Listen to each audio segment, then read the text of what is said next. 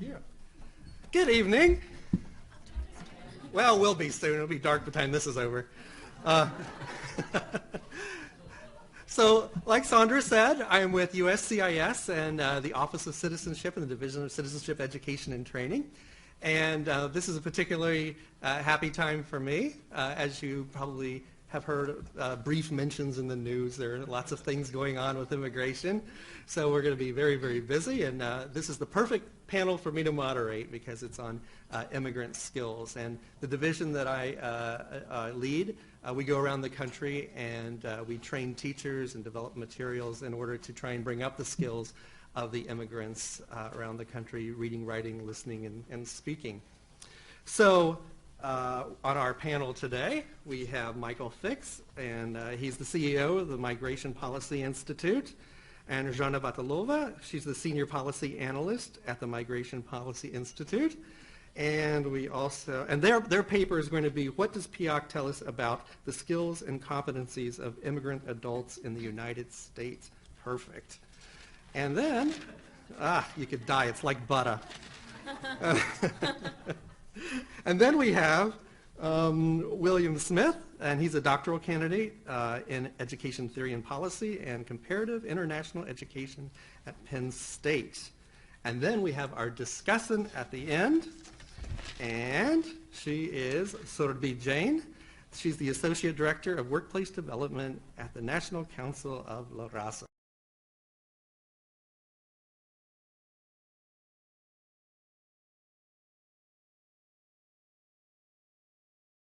Well, thank you for staying. Welcome to a good late afternoon. I know it's been an incredibly stimulating day. I hardly have a single brain cell left myself.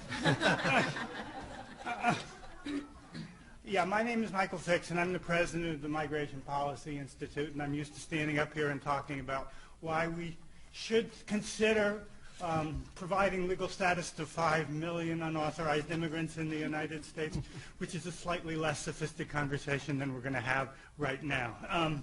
I'm very, very pleased to be here, and I just really want to thank our friends and colleagues at AIR. I want to thank Steve Reeder. I want to thank the department for the opportunity to really look at PIAAC and try to figure out what the competencies of first-generation immigrants and, to a somewhat lesser degree, second-generation immigrants, that is to say, the U.S.-born children of foreign-born adults.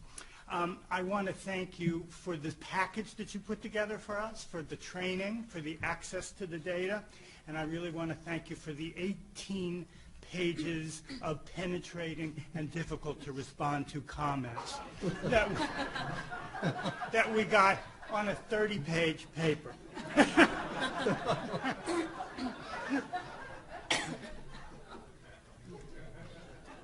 Oh, I want to change.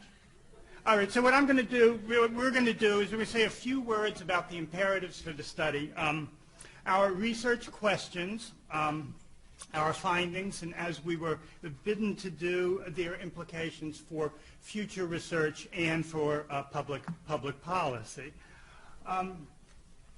You know this, there's an obvious and simple demographic imperative for this work in particular. You see the immigrant population quadrupling between 1970 and 2013 from 10 to 40 million people. It keeps Michael Jones jumping.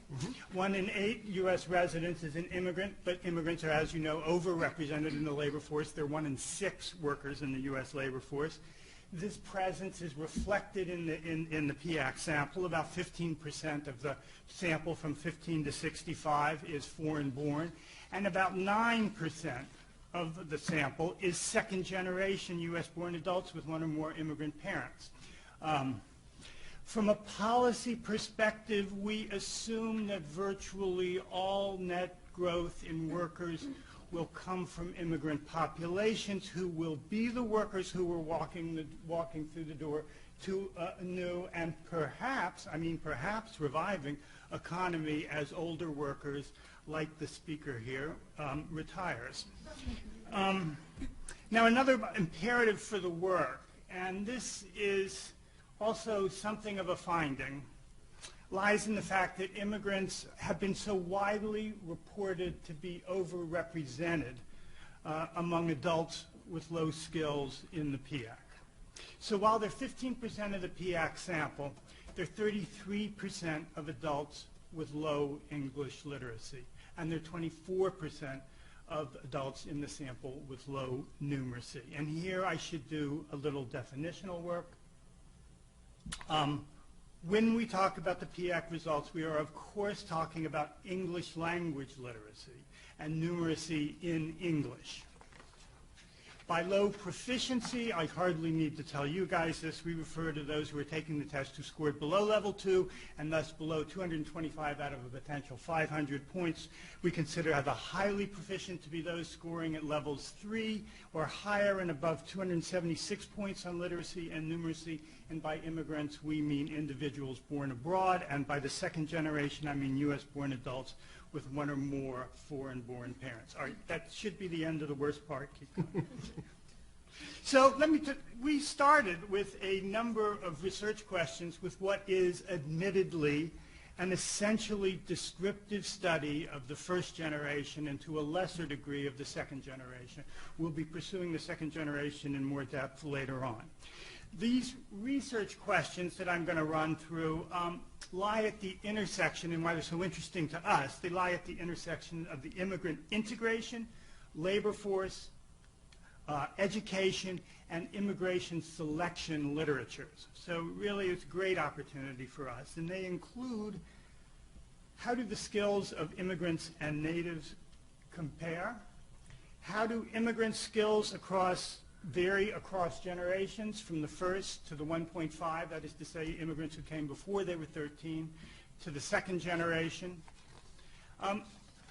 What is the degree to which the U.S.'s low overall skills that we've been hearing about all day can be laid at the doorstep of the immigrants taking the PIAAC?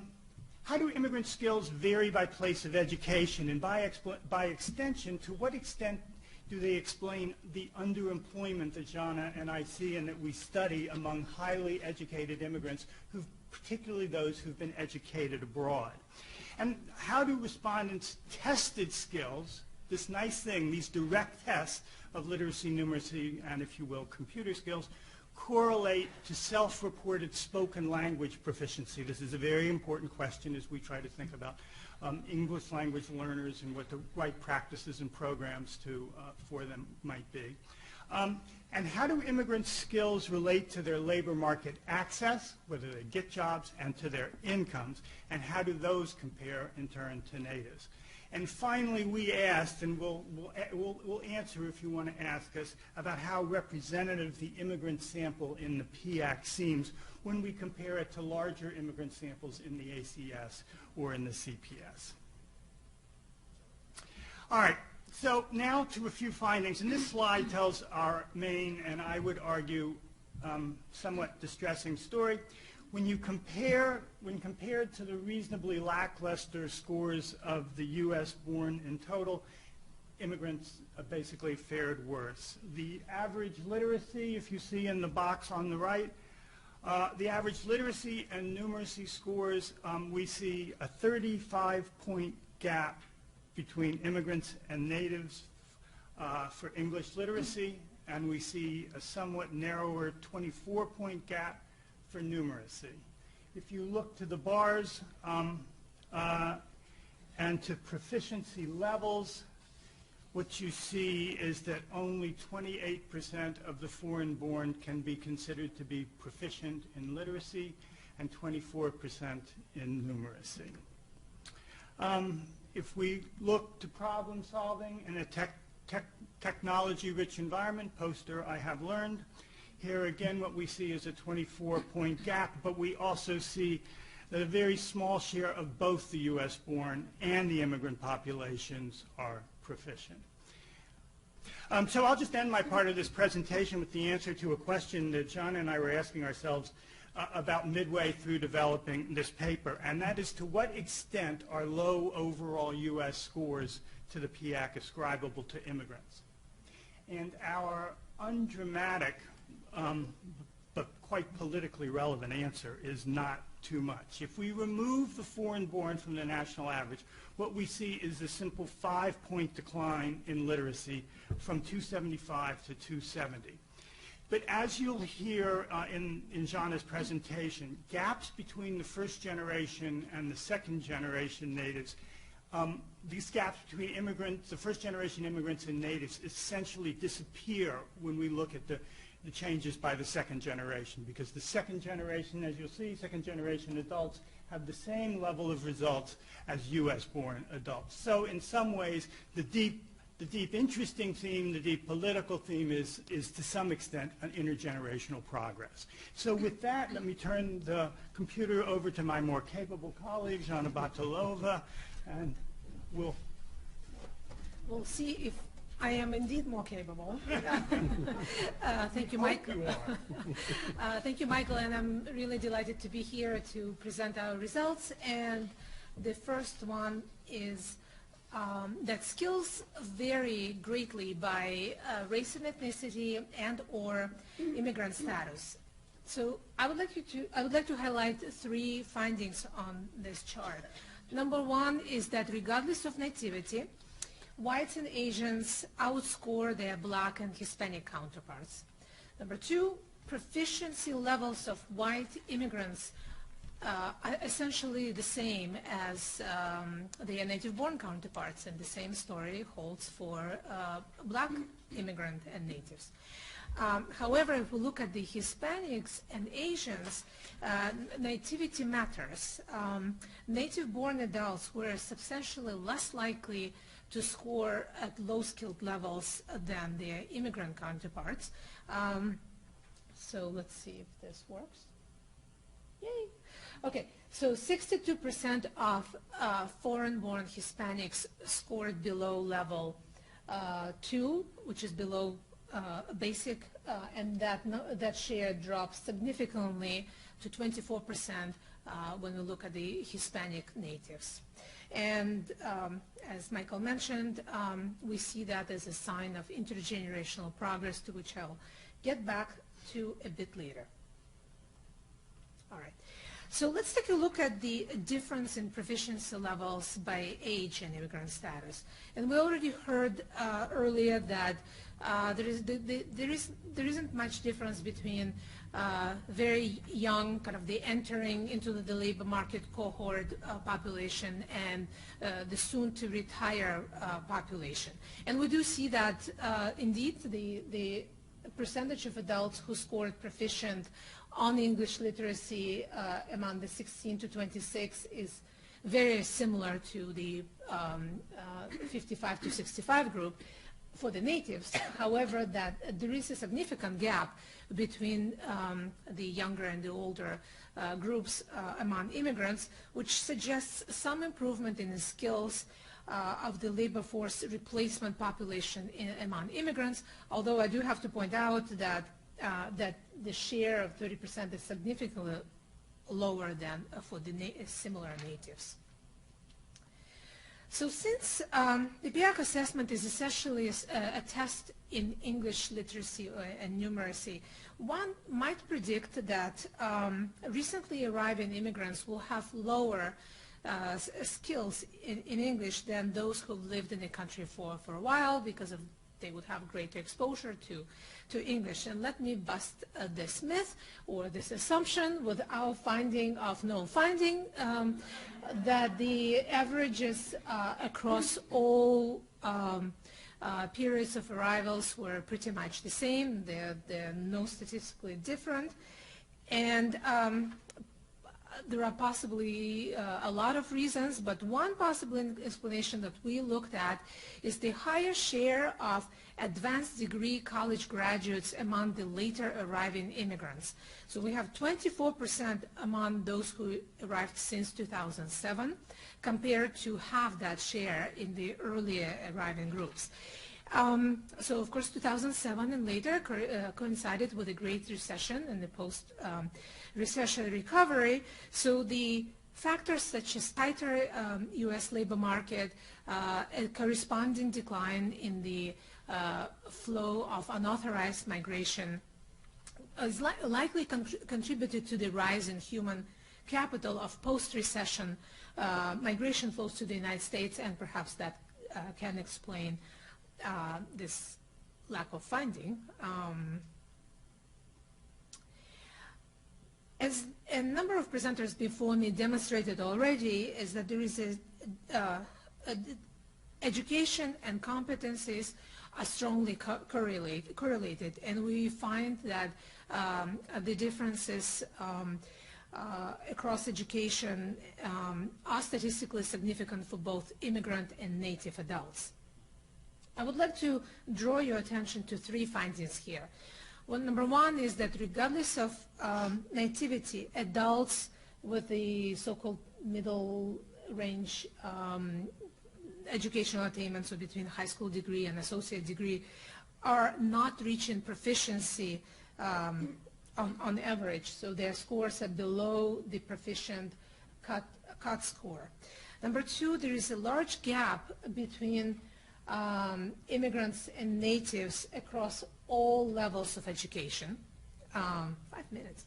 But this gap narrows for those with advanced degrees. So education matters, but so does place of education. We find that in PIAAC data, 59% of college-educated immigrants earn their degrees in the United States, which is a good news because research demonstrates that having a U.S. degree boosts immigrants' opportunities for better employment and higher wages. So what we see here is that there is a significant improvement in scores between those who earn degrees abroad, in the U.S. versus those who earned abroad in both numeracy and literacy, and there is virtually no difference, or at least the small difference between the U.S.-educated natives and U.S.-educated immigrants.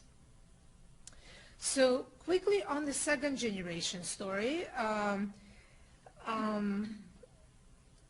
we have a good and a bad news here, and the good news is that there is a steady progression in the share of those with low skills drops across generations, and the share of those with higher proficiency rises across generation. The not so good story is that even the second generation catches up to the third generation in terms of their scores. Both groups' proficiency levels are low compared to other OECD countries. I'm going to skip this slide, even though it's very important, and I can go back to it later. But economic outcomes matter a great deal to policy and practitioners, so let's look at those. What we find is that higher literacy and numeracy skills meant improved employment opportunities for natives, but not for immigrants, because immigrants, regardless of their skills levels, were able to find a job. Unlike employment, higher literacy and numeracy skills mattered a great deal for both immigrants and natives. Adults who were proficient on average earned $36,000 more per year than their low-skilled counterparts. That's a big difference. And number three is that for immigrants to be paid well and on par with natives, they absolutely need to have higher levels of English skilled competencies. I'm going to also skip this very important slide for the methodology wonks among us because I ran out of time, but I would like to highlight a few policy implications of our findings. Number one is that we found that immigrants have very high levels of employment, which means that workplace could be an ideal place for them to obtain additional training, not only because it contextualizes the skills, but also because it removes logistical hurdles associated with taking classes in a regular, in a college or on campus. The other finding is that a significant share of both bachelor and graduate level, college-educated immigrants with bachelor and college and advanced degrees among immigrants scored below proficient in English, which to us means that there is a significant need to provide language support across all educational levels, not only for low-skilled. And we think that a number of our findings will be relevant for the recently created White House task on new Americans, which basically is an intergovernment agency effort to identify and support state and local policies and programs aimed at immigrant integration across various dimensions, workforce and education including.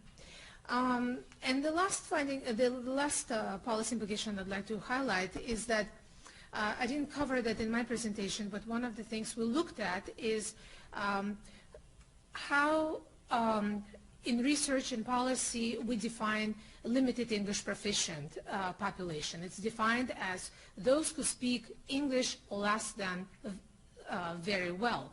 However, when we look at kind of individual subcategories within this population, we find a substantial heterogeneity in this population, and which implies that there is there are wide divergent needs for this population, which has implications for both funding and program development that will serve these populations. Zero.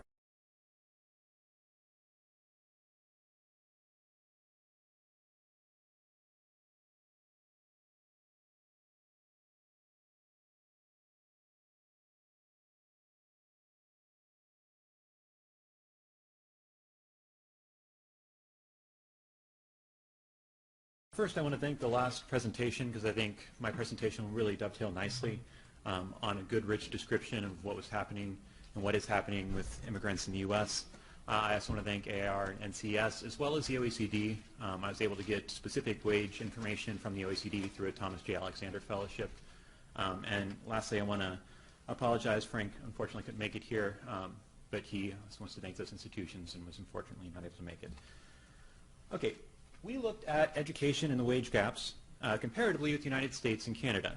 And a couple of definitional pieces off the top is that we are looking at immigrants in the study defined as first-generation immigrants only. And so we're looking at individuals that were born outside of the U.S. and natives, similar to the last presentation, is defined as those individuals that were born within the U.S. or within Canada. Okay. I have controls. Good. Okay, so the immigrant wage gap. First, there's a lot of research that shows, as expected, and as demonstrated in the last presentation, that immigrants in both the United States and Canada earn less on average than their native peers. But a lot of this past research has been limited, partially due to past research looking at only a single country sample. Also, one of the great benefits of PIAAC, as you've seen throughout the day, is just focused on skills. And we're going to focus more on literacy and numeracy skills in this presentation. And then one of the unique contributions to this presentation and this paper, hopefully, is the ability, thanks to the available information through this data set, to actually match first-generation immigrants and native employees by occupational field. Okay. So why are we comparing the United States and Canada? First, this is a great, interesting opportunity, especially at a unique time point in our country's history, to look at a country that has some similarities with us, but a starkly different immigration policy. And so the immigration policy in Canada is primarily a points-based system, while the immigration policy in the U.S. focuses more on family reunification. What that leads to, the different policy then leads to different immigrant populations demographically. And so in Canada, we have about 68% of first-generation immigrants in Canada arriving after the age of 20, where we have over 50% of first-generation immigrants in the U.S. arriving before the age of 20. We also have, past research has found that nearly every immigrant that comes to Canada on a points-based system has the equivalent of a bachelor's degree, which is obviously much higher than the native population in Canada. So we have an older, more educated, more skilled population from a points-based system in Canada, and a younger, less skilled, and less educated population from a family reunification system in the U.S. It's also interesting that both of these countries are considered destination countries. So 50% of all OECD immigrants and most immigrants with higher education are coming to Canada or the U.S.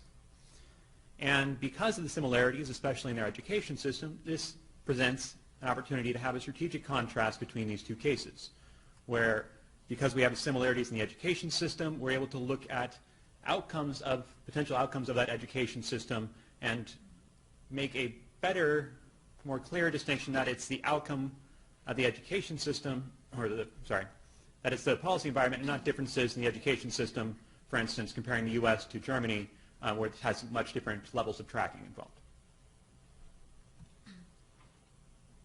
Okay. The importance of comparison, I don't need to spend much time on this, but obviously immigration is very interesting in the U.S. right now, and there's a lot of talk on the skills and education levels of immigrants in the U.S., and that this provides us an opportunity to look at what might a different policy in the U.S., maybe something similar to Canada, look like. Okay, so based on these different policies, we ended up with 4 hypotheses. So first is that first-generation immigrants in Canada will have relatively more education and higher skills than their peers in the U.S. This is along the lines of past research. Secondly, the more educated and higher skilled immigrant population in Canada will then hold positions in higher wage occupational fields. Third, the immigrant wage gap will be less pronounced in Canada, largely due to that higher education and skill base. And fourthly, that the immigrant wage gap in both the United States and Canada is going to differ depending on the occupational field we look at. Okay, our data and methods, we're using mainly public use data files other than the restricted wage data we were able to get through the OECD. The main methodology we're using here is a path analysis. It's an additive model, and then we do it for the whole sample, and then we go also by occupational field for each country, and we do some multinomial logistic regression as well. Okay. This is our model. And so here, it's an additive model, and I'm mainly concerned with path A. Okay, path A is what we consider the immigrant wage gap. So the direct effect of immigrant status on wage defined as monthly wage. Okay. We also know that immigrant status has an impact on educational attainment, and I'm looking for the indirect effect of wage through educational attainment and literacy and numeracy. One important thing to note here is that problem solving is not included in the model. And as was pointed out earlier, there was a large section of the U.S. that did not do problem solving, and out of that, I think 16% that did not do problem solving, it was disproportionately immigrants. And so because it was disproportionately immigrants, they were removed from this sample because it basically removed my sample size to something I couldn't do. Okay, so we have the direct effect on immigrant status to wage, and then indirectly through educational attainment, literacy, and numeracy. We also are controlling for a host of variables, including how long they've been in that position, how many hours they work per week, the area of study, their ICT adeptness. Initially I wanted to include this in here, but it's a self-reported variable asking, basically, do you have the ICT skills necessary to do your job? And everybody's really confident with that. Over 90% of everybody believes they've got all the skills they need. So there's very little variance in that. And then also controlling for gender and age. All right, so going back to the hypotheses. So first, we're looking at, did the first generation immigrants in Canada have more education and higher skills than their peers in the U.S.? The answer is yes, they do. Not surprising given the policy. And we can see that when we look at years of education, Canadian immigrants actually have more education than their native peers, a little more than a year and a half of education on average, while first-generation immigrants in the U.S. have over half a generation less on average, looking at the mean for the total sample. Test scores also indicate a significant gap in literacy and numeracy skills between immigrants in the U.S. and their native peers and immigrants in Canada and their native peers. But when we look at the magnitude of the gap, we see that basically the gap between immigrants and natives in the U.S. is about 3 times the size in skills, literacy and numeracy, than the gap is in the U.S. And we see differences of 37 and 32 points in the U.S. compared to 13 and 9 points in Canada. So yes, obviously we have very different demographics in these immigrant populations. So the second question, and if this is too small to see from the back, it's actually on page 11, and then we also have a graph on page 10. So the second question asks, okay, we have more highly educated and highly skilled immigrants in Canada. Does that necessarily lead to higher wage positions in the country? And so the graphs here do 2 things. So on the left you see the United States, and on the right you see Canada. The bars represents the odds ratio, or the odds that an immigrant would be in that occupation. The line represents the mean wage of that occupation. So we see on the far left, the wages of occupations are very similar, or at least the trend is very similar for both the U.S. and Canada, where managers are the highest wage occupations, and elementary occupations, in my paper will explain how that is, but it's an ISCO classification, single digit, are basically the lowest wage occupations in both countries. What's interesting here, let me see if I can get a little pointer thing to work. Nice. What's interesting here is that in the U.S., we see service and sales workers and elementary occupations are more likely to be held by immigrants, or immigrants are more likely to be in those occupations than others. Sorry. And those are also the 2 lowest wage occupations. Where in Canada, immigrants are more likely to be in a fairly high-paying professional field, and also in one of the lowest-paying service and sales worker field. So in the United States, part of what explains the immigrant wage gap is this concentration of immigrants in low-wage fields. So we take the mean, we break it apart, we say, okay, there are definitely more immigrants in these lower-wage occupational fields. But that doesn't explain the wage gap in Canada.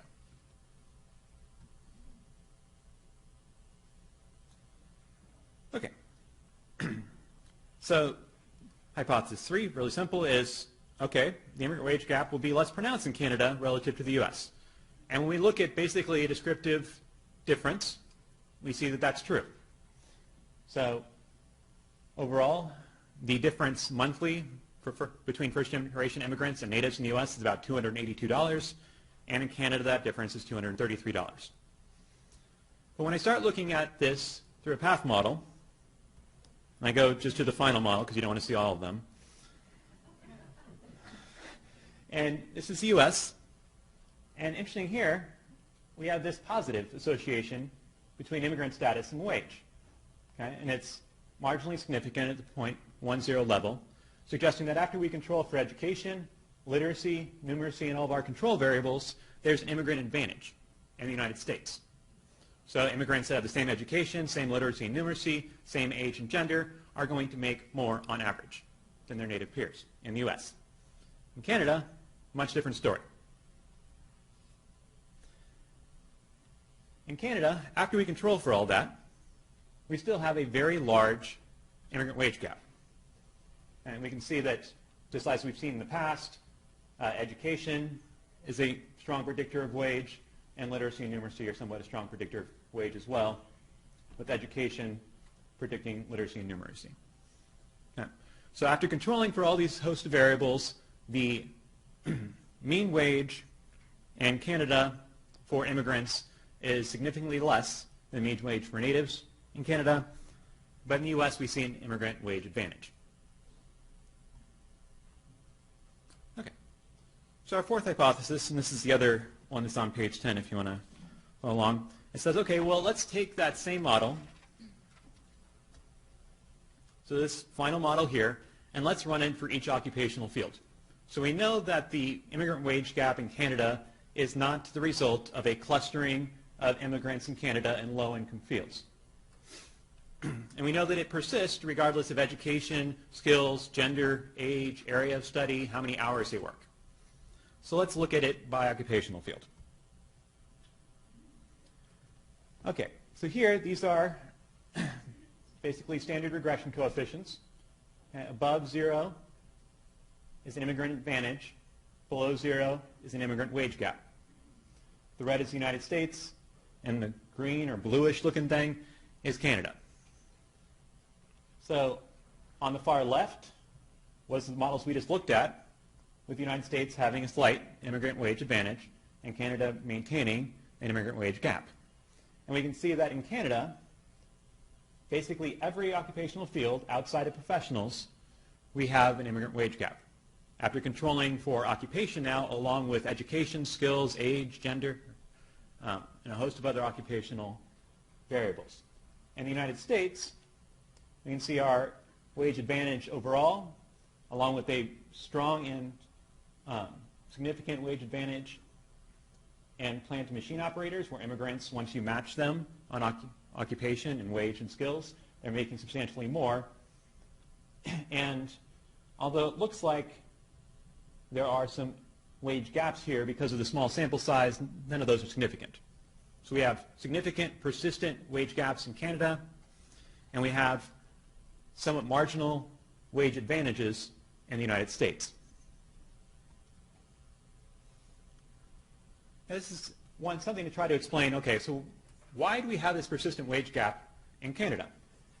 And I'm going to focus mainly on this Canada graph over here. What this is each of those occupational fields plotted by the mean years of education for that occupation and the mean monthly wage.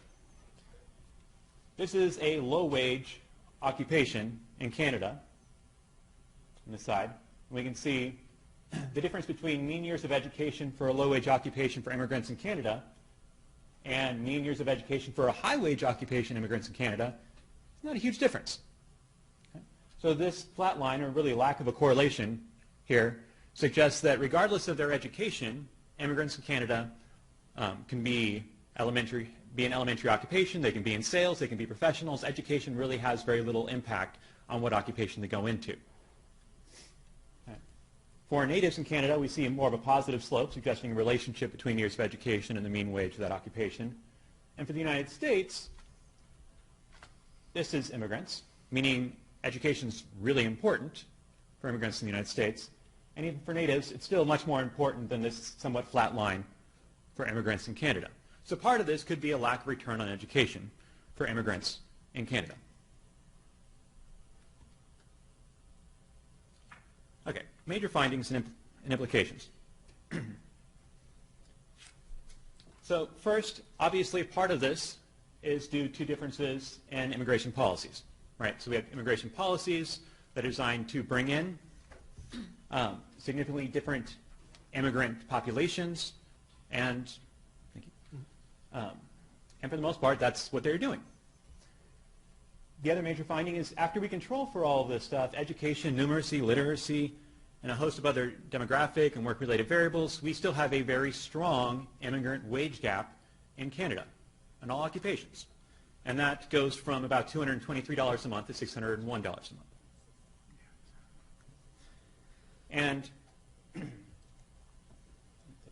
and then the last one on this is that, as we saw before, even though we saw some kind of effects that might indicate a wage gap in the U.S. across occupational fields, there wasn't anything statistically significant about those, so we need to do some further research with hopefully a larger population to see if that really holds true. Okay, so what can we learn from this for each country? So first, as I mentioned before, in the U.S., the initial immigrant wage gap looks to be a result, primarily, of a disproportionate concentration of immigrants in these low-wage positions, as we saw from one of those earlier slides. And once we control for occupation and education and skills, that wage gap is gone. Okay. And even within those low-wage fields, there's not a wage gap. So secondly, so what does this mean policy-wise is that in the U.S., basically we have a concentration in low-wage occupations. We also have an immigrant achievement and attainment gap, suggesting basically where our focus should be in the U.S. So we have immigrants that come in earlier, generally before they finished education. Only 2% of first-generation immigrants in the U.S. came in with a foreign qualification above high school. So most of these are coming in before they're done with their schooling. So we really need to be working on K-12 or pre-K-12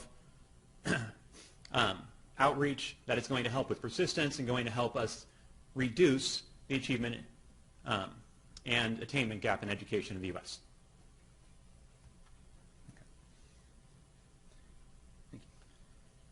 In Canada, first it's important to point out that we know that in Canada, immigrants have more education than their native peers.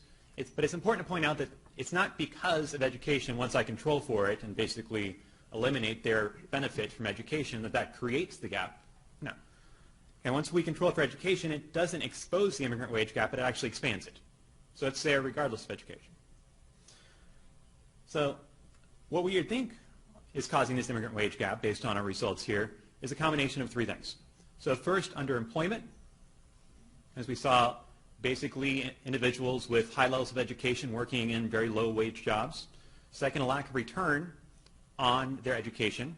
So considering that's their, I guess, primary economic advantage in the labor force is their advanced education, the lack of return is really hampering their wages. And third, some potential persistent inequality, which some past research has talked about, is employment discrimination. So after we control for this, and I would love to hear other people's thinking about, well, what else am I missing here? What else is part of the story? But after I control for all these different things, the wage gap is still there. So what seems to be happening then, where Canada should maybe put its emphasis, is on they've done a very successful job at recruiting high-skilled, highly educated individuals, but there needs to be more support once they arrive in country to make sure that they're not being mismatched between their education and the actual occupation. All right. And my last slide here is for future research, and this is pointed out, and I threw out some of the earlier presentations as well. But I would love to do some more research on, right now my research suggests that the differences in international versus domestic educational credentials might explain part of the Canadian wage gap, but that needs more research to really understand what's going on there.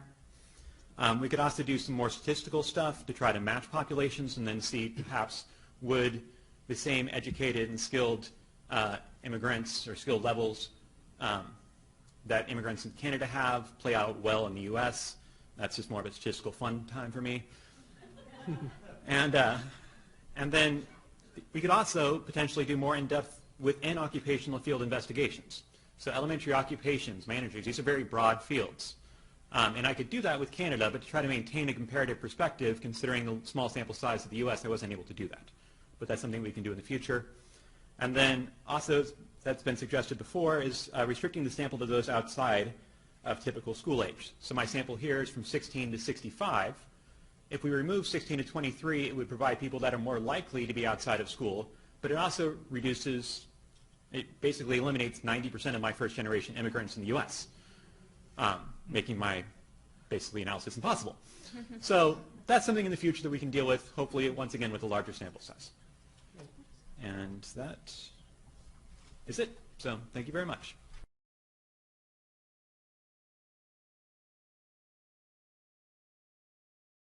So, like I said when I began, I'm not a researcher. For me, this has been really great. I've reviewed some of these papers. I've read some of these papers. I've been thinking all day, what am I going to say? And I really want to force us to think about implementation and what do we do from, with all this research. How do we utilize it, and how can we use that to influence policy? Don said when he came up, I said, I want to encourage you all to look at policy or use this as a way to influence policy. I want to go a step ahead and say I want you to think about programs that you can implement that are going to influence and help you create those policies. The data that's been presented to us is not new to a lot of us. We know the U.S. lags when it comes to literacy and numeracy skills and problem-solving skills. What we need to do is figure out ways so that when we're doing this or looking at this data 5, 7, 10 years from now, there's a certain shift in the right direction. There is no point continuing to do this research if we're going to continue seeing those same differences 5, 7, 10, 20 years from now. If the longitudinal research shows us the same thing, then we failed as a system. We've created all these data points, we've created all these white papers, and we've done nothing. So I want us to really think about what we can do as practitioners, as some of us are practitioners or can influence practice and create programs so that we're able to shift that needle a little bit. One of the things that keeps coming up for me is adult education, and where does it belong? Does it belong in the K through 12 system, or does it belong in the higher education system? And I'm not sure anybody knows the answer necessarily, because each state in the US looks at differently. But wherever it belongs, something needs to be done. And we need to figure out programs, strategies, career pathways, bridge programs, integrated programs, ESL programs, whatever they might be, that can help people move and really bridge them from where they are, whatever that literacy level is, numeracy level is, to where they need to be so they can be earning family-sustaining wages, no longer be employed in low-wage jobs, and really increase their own skill level, which is very important. We need to engage more stakeholders. So we have researchers in the room, and we have government in the room, and we have policy implementers, influencers, practitioners. We don't have employees in the room. Employers are going to be making a big difference to what we want them to do. We can't just say, let's just make the low-wage jobs disappear. Poof, they're gone. I wish. That's not going to happen. A lot of people are employed in these jobs. Employers have their skin in the game. We need to have industry and employers at the table. They need to take ownership for some of what's happening. They need to be involved in the strategies we come up with.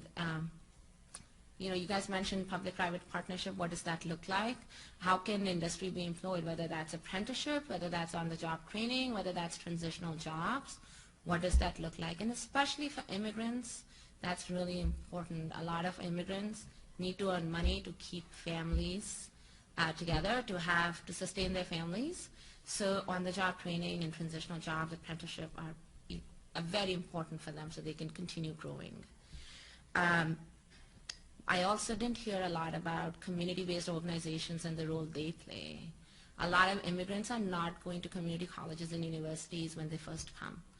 That's not their first place of asking for help. That's not the first place they think of going. And when you look at the U.S. immigrant population as rightly presented by William, they're not as educated. They need those services, but they go to a community-based organization. That's where they find people that look like them, talk like them, behave like them.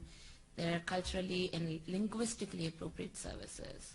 So what can we do to involve them more? Whether that's part of the research, whether that's sharing the data, whether that's working together to come up with ideas and program design so that this data is useful for them and they can figure out exactly how to serve the immigrants. And last but not the least is how can we integrate digital learning into everything that they're doing.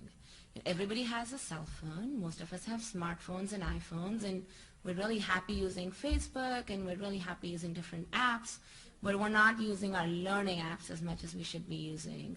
I was in Kenya a couple of years ago doing an evaluation project, and the first thing, and I was evaluating small business, mom and pop stores, and the first thing they said is, we have a Facebook account for our business, can you go like it?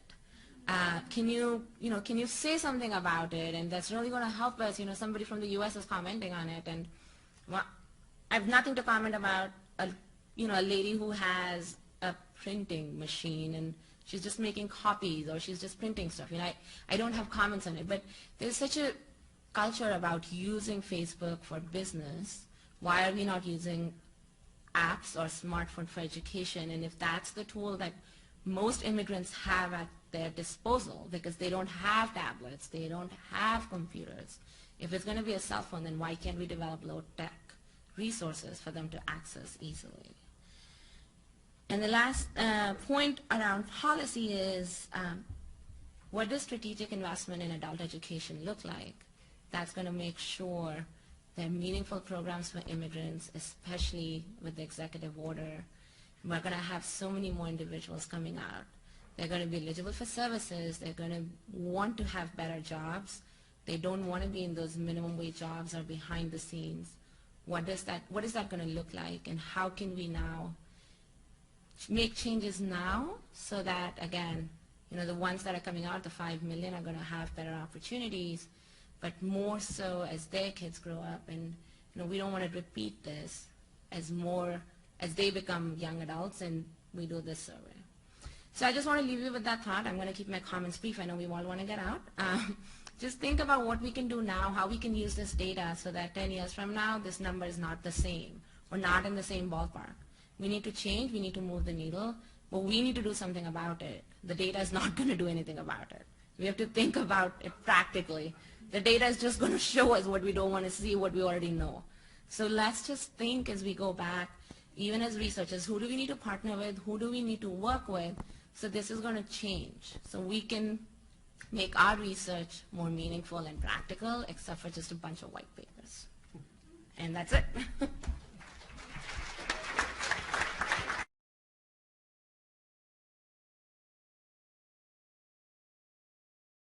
This would be for you too. And I found this really fascinating. In your report, you said we find that immigrants who learned a foreign language as children had the lowest average scores on literacy and numeracy. However, the scores of U.S.-born adults who learned a foreign language approximated the scores of their English-only U.S.-born. Can you elaborate a little bit on that? Like, why do you think the difference is? Well, I think the main difference is that we are testing English language, right? So it's kind of expected that those who learn the foreign language, it will take time to learn English to a sufficient level. But I think that with this, one of the questions we really wanted to understand is there a kind of an inherent immigrant disadvantage that serves as a long-term barrier? And the results that look at intergenerational progress, or the results that show intergenerational progress, as well as the fact that if you are born in the U.S. and even if you learn a foreign language first and then English, it's not really a long-term detriment. I think it's a good finding for the immigrant integration, from the immigrant integration point of view. Yes, it supports policies around dual language learning, I think, which are very much being contested, but being more broadly accepted than they have been historically. So You'd say. I'm predictable. You're right. All right, so let's open it up to other questions. It's not a question. It's some thoughts in response to Surabhi's question about, okay, so how can we affect practitioners? And so I have three thoughts. One is and actually this first idea comes from my colleague Margaret here, there is a wonderful way to reach practitioners through something called LINKS, the Literacy Information and Communication System, that several people here have been directly involved with.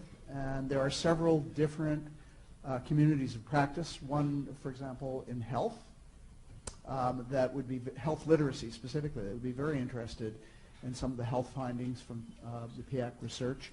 The technology and literacy certainly would be interested in the PSTRE findings and so forth. A second is, this is perhaps a little less conventional, but I think very important. There's a publication that has really affected a lot of teachers and learners in the field. It's called The Change Agent. And many of the articles are written by learners, many by practitioners and others. I think it's a great way to get research to the field. And the third is an example, just one example. There may be others of this. Many years ago, the National Center for the Study of Adult Learning and Literacy at Harvard and World Education did some research on the GED and published the findings. And a practitioner, a teacher in Boston actually, took that and wrote up an interesting series of lesson plans for GED students to study the GED and its effect on their own lifelong earnings, which led them to conclude that they better go on to post-secondary education, as you all know. But it's it's having those tools right in your hand as a teacher that you can take into your class tomorrow or next week that makes all the difference in getting the research into practice for teachers and for adult learners. Thank you. Great comments, thank you. I'm Vivika Halapuu from Estonian Ministry of Education and Research, and I have one remark and one question. The remark stemmed from Michael Fix's presentation, and it actually reflects on something that Surabhi said. Namely, when you began, you said that you excluded those 14% of people who didn't solve or who didn't have problem solving score. And it has been in my head for the whole day already that maybe we should not, or in this case it was like methodologically justified, but maybe we should not really exclude them all the time, but we should rather go into this group and see why didn't they have this, why didn't they have the, what were those terms that Steve Reader used before. But this is just a comment that maybe we should actually study what would be the reason how during the next PIAAC we could get those people to solve those tasks so that we could actually use the data for them as well. But my question was about those factors that you used for controlling the wage gap. And I'm just finalizing my own report on wage gap in Estonia, and I'm doing it on both ethnic and language wage gap, and gender wage gap. And what my results show that language skills are what actually diminish it. And the other aspect, I think, what should be important in Canada should be perhaps region. But then again, in PIAAC data, you might not have this data. Sorry, can you repeat the last part about what's important in Canada? I think the region. Can it be that, for example, most of the wage gap comes from Saskatchewan, for example, or something like this? So maybe. Okay. Thank you. So maybe. Yes, I think your comment is actually right on as far as what we're missing. We talked at our table earlier, since immigrants are kind of disproportionately out of this problem solving, we also are missing them as far as do they have jobs, are they contributing to the economy. We're missing them in a lot of things. And unfortunately, like you talked about methodologically, that was kind of essential because I would have such a small sample size. But I definitely think that that the dependent variable drives a lot of what we can do as researchers, and so sometimes we need to be very cautious about what dependent variable we're using. A lot of us today used wage. It means that everybody who doesn't have a wage wasn't included. And really that sometimes is the most interesting group, and so that we should maybe be paying more attention to, especially with these literacy interventions. So Canada, I think, is very interesting because I do think there's regional variation there. And I haven't looked at that yet. It's also been suggested I look at English versus French Canadians, because one thing, also speaking a little bit to the U.S. immigration, for those of you that aren't familiar, PIAAC in Canada was actually offered you could take it in French or in English. And part of that was their overrepresentation of the French population. But it was only offered in English in the U.S., which meant that about 98.5% of individuals that took it in Canada were taking it in their native language, and about 91% in the U.S., and that obviously will be shrinking if we continue to maintain a U.S.-only approach to PIAAC in the U.S. So regionally and then also language-wise, I think there's going to be some differences there, and that's something I need to look at in the future, but thank you. Mine was a comment, too, rather than a question, and it was in response to William's paper and the questions you posed at the end about what's behind the wage gap for well-educated immigrants in Canada. And just before coming here, I was reading a number of chapter drafts from scholars writing in Canada about transnational migration in Canada and observing this pattern. And really, what they're observing, and they're working with practitioners and programs, suggests that the underemployment is a major factor, and also the last variable, the inequality that may be explained by discrimination, is also a problem in that people come with these credentials after being given access because of the point system, but then they don't have access to those jobs because their credentials are from outside of the country and not valued, so they can't be hired into the jobs. We have this phenomenon in the U.S. too, so people take jobs in maybe the same industry, maybe not, but at occupations far lower than those that they were prepared to do in their home countries. So that would explain some part of that at least. And then what are the factors that cause them to do that? Other questions that our data may not be able to tell us. There's some, back to that, what are the unobserved variables that generate some of the inequality we see? Excellent. Yeah, thank you for the comments. I think you're basically right on where there's maybe a loose coupling or not a very strong connection between a policy that's bringing in highly educated immigrants, which does place value on their educational credential, and then once they get into the country, that educational credential is undervalued.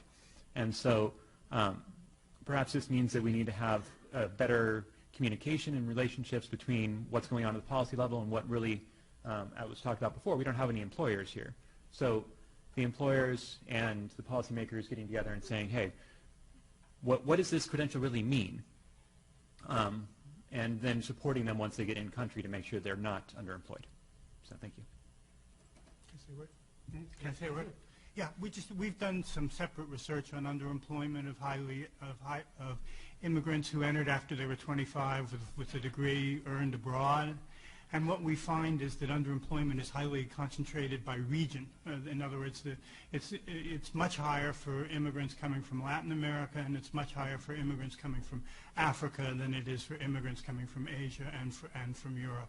And in part of the explanation of this is that many of those more highly educated immigrants coming in are not employer-sponsored. Many Africans, for example, come on diversity visas to the United States, and the lack of employer sponsorship is somewhat is correlated to some extent with underemployment.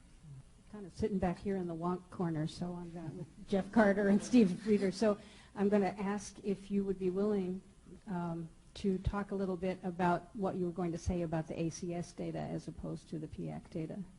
Very interested. Can you summarize that? Sure. We were very interested to know whether PIAAC data is, as great as it is, would be an amazing resource for everyone who studies immigration, or immigrants in the United States, and how well they're doing. And before PIAAC came along, we typically use either the American Community Survey or the Current Population Survey, the two large-scale federal population surveys conducted by the U.S. Census Bureau. So we looked at the distribution of immigrants and natives across a variety of characteristics in PIAAC versus ACS and in PIAAC versus CPS. And what we found was that, so for the most part, in terms of like basic demographics such as age and gender and race and ethnicity, the percentages for both, well, we were primarily interested in immigrants, but in general for immigrants and natives were similar between these two pairs of surveys. However, on some characteristics the surveys were different. So for instance, PIAAC participants were slightly less likely to be foreign-born and less likely to arrive since 2000. And on the other hand, they were more likely to have graduate degree and to be employed. So the selection and who was selected to participate as well as who was excluded for a variety of reasons did play a role. So we concluded that the PIAAC likely overstates skill levels of U.S. immigrant population.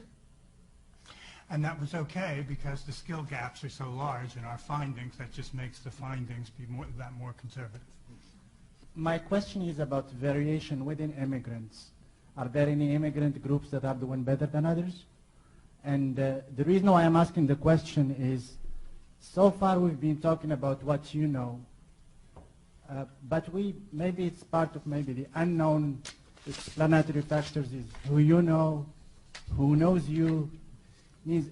Does that explain some of the variation in terms of education and employment? Well, at least in terms of education, again, our institute has been looking at the issues of brain waste and skill underutilization among college-educated immigrants for a long time. And we were, of course, interested to, first of all, assess with PIAAC data how many college-educated immigrants obtain degrees in the United States. And we find that a significant share, 59%, obtain degrees in the United States, which is a good story, good news for them as well as for the country. And so they are doing as well as the U.S. educated native-borns. So that's one population that is doing very well, which has implications, as we talk about the reform. And one of the aspects is which groups of people to prioritize. Perhaps this is one of the findings that can be discussed based on PIAAC data. What we also found that there is great variation in skills by race. So the immigrants who white or white immigrants were very similar to their native-born counterparts. So some groups, there is definitely racial and ethnic differences that we observe. So some groups are doing much better, even just even though the test is in English. Interestingly enough, we didn't find much difference by gender in terms of immigrants and natives. Immigrant women were scoring on average similar to native-born immigrant men, and the same was true for the native population. Yeah, our major finding is what you can do with PIAAC is obviously do regional analyses. You can't do country analyses, and so our findings are by race and ethnicity and by nativity. And so there you can really see what the striking pattern is, the progress from the immigrant generation for Hispanics to the U.S.-born Hispanics, and you see similar patterns around the Asian population. Where you don't see a change much is in the black population, the black immigrant population, and the black native population. You don't see this why. It's because the native black population confronts so many barriers. So, and regarding, I think your comment on it might be kind of who you know as part of the undocumented explanations. We talked a little bit about that before in the social networking piece, and I think there's been some past research that looked at really the networking of immigrants in the U.S. being somewhat constricted, partially because of language barriers and partially because of document status. And I think that constricted network can also affect your social capital and how likely you are able to get into some of these higher wage occupations. Great. Yes? This probably is a question, though it hits a little differently for the two papers. But did you consider variation around language? Even though in the U.S. The assessments were in English only, as Jeanne said, individuals could take the background questionnaire in English or Spanish. That was a choice. And in Canada, they could take the background interview in either language as well as the assessment in either official language. So I'm just, you mentioned some results, Michael, and Jeanne, about English, self-rated English language ability. But I don't think, did you look at language choice as far as the background questionnaire? No. But that's definitely a great variable to explore, because even though the literacy is in English, those who took Spanish, who took background in Spanish will be very, very different, and perhaps looking at even in the intersection of that variable and nativity might give interesting results. So thank you. We didn't even think about it.